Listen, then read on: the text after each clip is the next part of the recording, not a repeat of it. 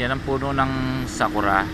Bago mag winter, nalalagas lahat yan, pati dahon. Pag ganito namang spring na,